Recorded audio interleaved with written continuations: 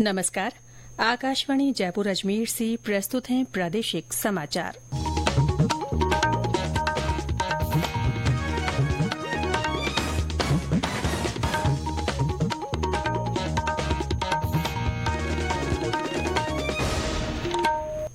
समाचारों के साथ मैं रितिका गुप्ता।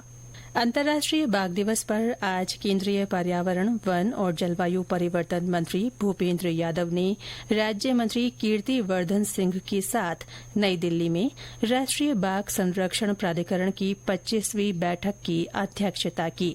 इस दौरान श्री यादव ने बाघ संरक्षण में स्वदेशी प्रौद्योगिकी के उपयोग की संभावना तलाशने की आवश्यकता पर जोर दिया।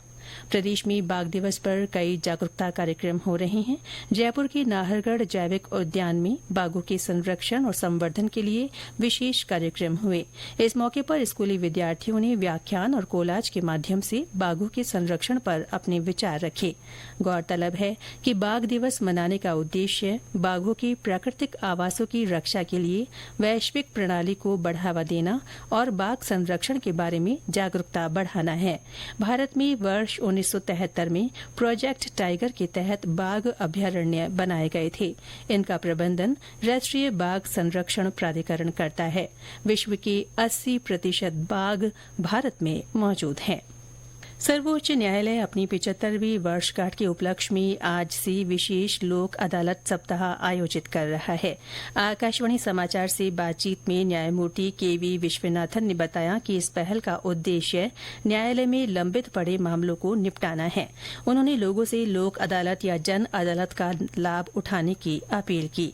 न्यायमूर्ति विश्वनाथन ने कहा कि ये पहल विवादों को स्वेच्छा और परस्पर सहमति से निपटाने का अवसर है।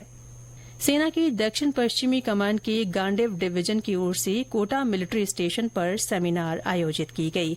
सेमिनार में लंबी दूरी के सटीक हमलों, इलेक्ट्रॉनिक युद्ध और भविष्य की लड़ाइयों में स्वायत्त प्रणालियों में होने वाले बदलाव पर चर्चा की गई। इस दौरान सैन्य तकनीकी प्रगति, परिचालन संबंधी चुनौतियां और गैर संपर्क क्षमताओं का लाभ उठाने के लिए सैद्धांतिक अनुकूलन की आवश्यकता पर जोर दिया गया। डूंगरपुर जिले के बिछेवाड़ा में 3 साल के बालक में चांदीपुरा वायरस की पुष्टि हुई है। National institute of virology NIV Pune से प्राप्त सूचना के अनुसार ये बच्चा 12 जुलाई से डूंगरपुर के राजकीय मेडिकल कॉलेज में भर्ती था और लक्षणों के आधार पर इसका सैंपल जांच के लिए एनआईवी भेजा गया था। फिलहाल बालक की तबियत में सुधार है। गौरतलब है कि चांदीपुरा वायरस सबसे पहले महाराष्ट्र के नागपुरा जिले के चांदीपुरा गांव में 1965 में पाया गया था।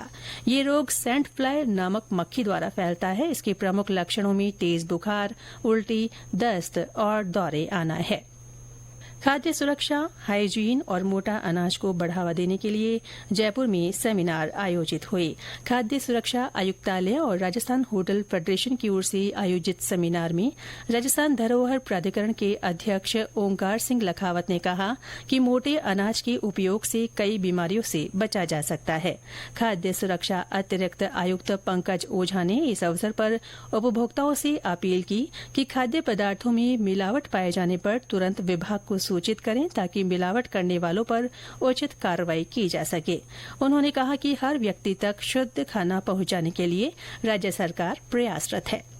राज्य में पिछले 24 घंटों में कुछ स्थानों पर हल्की से मध्यम बारिश हुई। प्रतापगढ़ और बांसवाड़ा जिले में कहीं कहीं भारी बरसात हुई। मौसम विभाग के अनुसार सबसे ज्यादा 17 सेंटीमीटर बारिश प्रतापगढ़ के अरनोद में रिकॉर्ड हुई।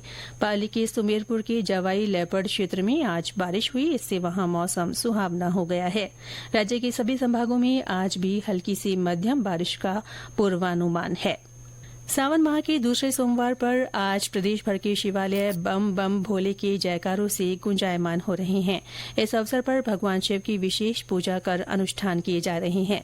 भीलवाड़ा के हरडी महादेव, तिलस्वा महादेव मंदिर में भगवान शिव का विशेष श्रृंगार कर अभिषेक किया जा रहा है। झुंझुनू में बावलिया की बगीचे स्थित मंदिर में सुबह से ही श्रद्धालु जुट रहे हैं। श्रद्धालुओं की भीड़ को देखते हुए मंदिर कमेटी ने विशेष इंतजाम किए हैं। पाली के देसुरी उपखंड क्षेत्र में परशुराम महादेव मेला भर रहा है।